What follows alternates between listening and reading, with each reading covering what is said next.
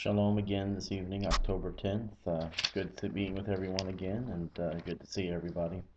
If you open your Bibles to Ephesians chapter 4, we'll be going through verses 1 through 16.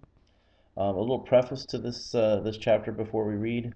We understand at the end of chapter 3, Paul has credited God as having received a favorable opinion from us, and we are his Ekklessia.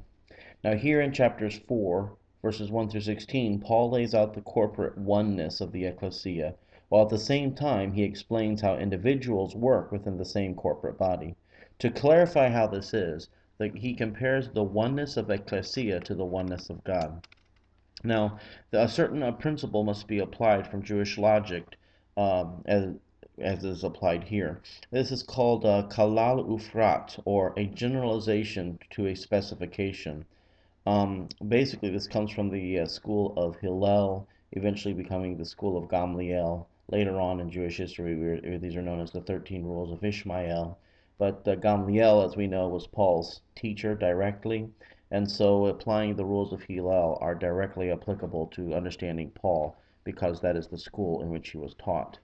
So we will use this particular principle called kolel ufrat to explain the beginning of this particular chapter. Now, if someone would please read chapter 4, verses 1 through 16. Thank you.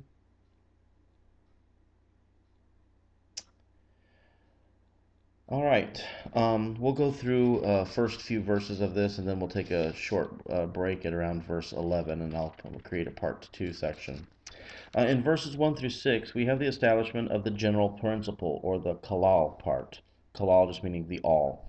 Paul already established that he was a humble servant. He asked the Ephesians to walk in a worthy manner according to their calling.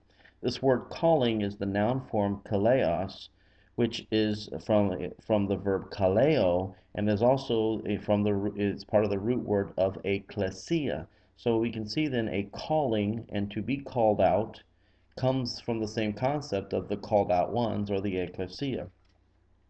So he uses the verb form, you were called. Now please note that in Greek this is all the verb form is in second person plural. So the generalization that is being made here applies to a corporate body of the ecclesia. It is not meant to be us individually yet.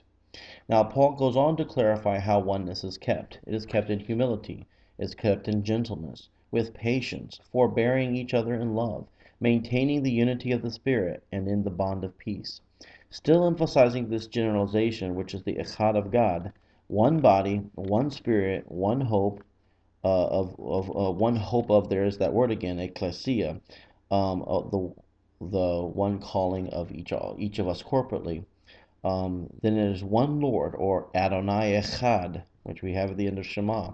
It's one faith, it is one baptism, one God and one Father, and then we have the three prepositions in Hebrew here, over, through, and in all. Now, starting in verse 7, Paul creates a specification, or what's called in Hebrew the ufrat. A specification can only apply to the thing which is being specified. It cannot apply to other things.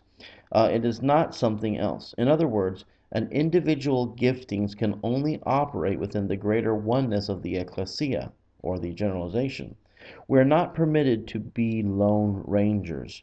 Our uniqueness is less emphasized, while our oneness and our unity is emphasized. Verse 7, everyone has a measure of Messiah's gift. Now, in verses 8 through 10, Paul establishes an analogy. He's using the analogy of the Messiah being a specification of the generalization, or the oneness of God. Just as Messiah is a specification of God, Messiah had a specific job. He was to descend on earth, he was to die, he was to rise again, and to ascend back into heaven. While Messiah is a specific part of God, it is a generalization of God's oneness that matters more. And the Messiah, as an individual, accomplishes a specific work. In this case, Yeshua accomplishes the salvation of mankind. Now, similarly, we end the analogy there, and Paul goes back to the concept of ekklesia.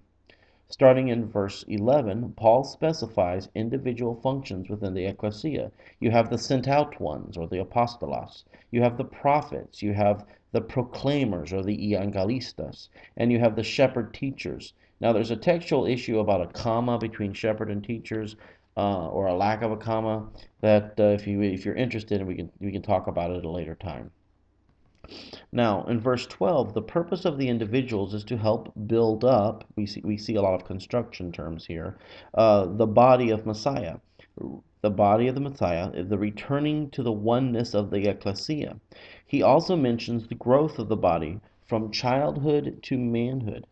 In verse 14, he reminds the ecclesia not to be children. Children are easily deceived. He mentions a number of deceitful schemes that are mentioned.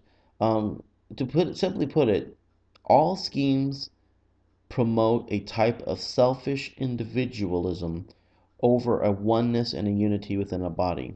Any doctrine that elevates any man above another man, or the concept of man above God, is a false and childish doctrine. There is no doubt that Messianics and Baptists and whoever we can imagine, any other group, they are not immune to selfishness and childishness. Finally, in verse 15 and 16, the remedy for this is true, genuine, Messiah-led love. Truth in love, as described in verse 15, which can only lead to growth. Any kind of correction that leads to destruction is not true correction, is not true love. So finally, the body grows when each part of the body grows. And so that is how Paul ends this discussion. There is the generalization of the ecclesia and the oneness in the ecclesia. There is the specification of our uniqueness, but our uniquenesses and our specifications, our individual jobs must match and work within the greater body of the ecclesia. Shalom to you. We'll continue on next week starting in verse 17, chapter 4, verse 17. Thank you very much.